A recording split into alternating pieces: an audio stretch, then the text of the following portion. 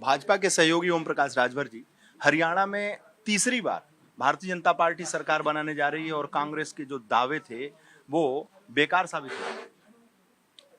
देखिए, जनता काम को पसंद करती है, बात को नहीं।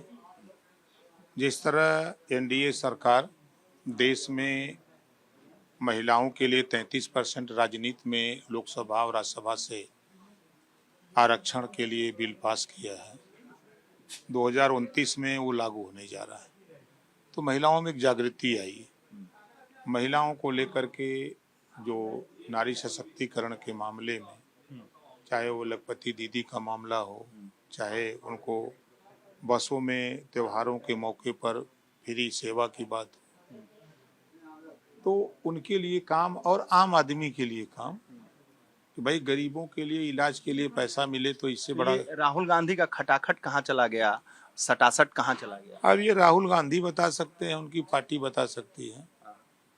और हम लोग तो जनता को, जनता के हित के लिए, जनता के सेवा के लिए, जो कांग्रेस और सपा की सरकारों में दंगे होते थे, वो दंगों पर काबू। आज यूपी में अगर हम बात करें तो 7.5 साल में योगी जी के नेतृत्व में एक भी दंगे नहीं हुए, कहीं कर्फ्यू नहीं लगा।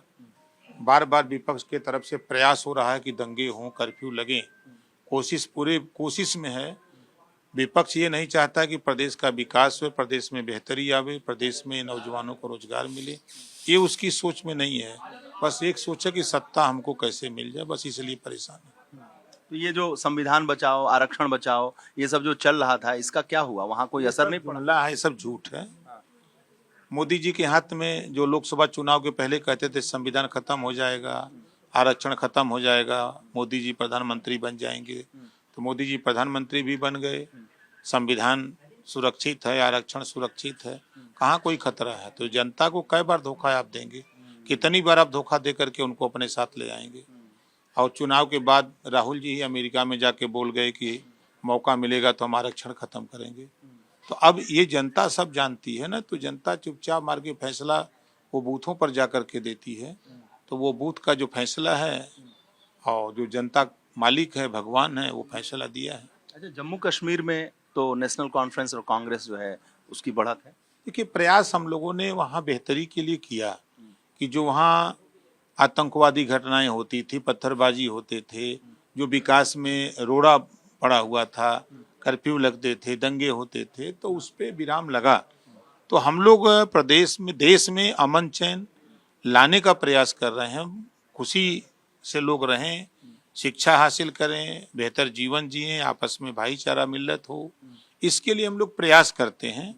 और मालिक जनता है, जनता भी अगर कि नहीं वही लोग अच्छे हैं तो भाई ठीक। धर्म विशेष की वहाँ बहुतायत है, इस वजह से उन्हें विकास नहीं चाहिए। देखिए स्थिति क्या है ना कि कुछ ऐसे लोग हैं जो लोगों को गुमराह करते हैं। अगर हम जिस धर्म जाति की बात आपने कहा, अगर उनकी बात करें तो आज शिक्षा से वो दूर हैं, तो वो लोग शिक्षा की बात नहीं करते कि इनमें बेहतर शिक्षा कैसे हो। एनडीए सरकार बेहतर शिक्षा की बात करती है, रोजगार की बात करती है, इलाज के लिए पैसे की बात करती है, विकास के लिए काम करने की बात करती है। तो लोगों को ये बात समझ में देर में आती है लेकिन देर में आती है। तो ये जो रिजल्ट निकल रहा है उसका असर महाराष्ट्र के चुनाव में क्या होगा? अब देखिए, अब फाइनल रिजल्ट आ जाए तो उसके बाद तो जो यहाँ चुनाव का रिजल्ट है वही महाराष्ट्र और जहाँ जहाँ चुनाव होंगे वही रिजल्ट होगा। हौसले बुलंद हैं एनडीए के? हम लोग हमेशा बुलंद रहते हैं। इंडिया वाले क्या करेंगे अब? वो तो बाजा बजा ही रहे हैं विपक्ष में बैठ के खाली। अब वो 20 साल, हमारे हिसाब से 20 साल अभी बाजा बजा में विपक्ष में। 20 साल और क्या?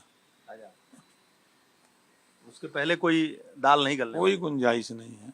जनता भरोसा नहीं करने वाली। जनता 4 बार सरकार सपा की, 4 बार बसपा की और 50 साल कांग्रेस की रही यूपी में। इन लोगों ने पिछड़ों का, दलितों का, वंचितों का हक लूटा है। तो लूटने वाले लोगों को लोग पसंद करेंगे कि हक देने वाले लोगों को पसंद करेंगे? चलिए, बहुत बहुत धन्यवाद आपका। For exclusive and insightful videos, subscribe to our new channel ABP Live Premium.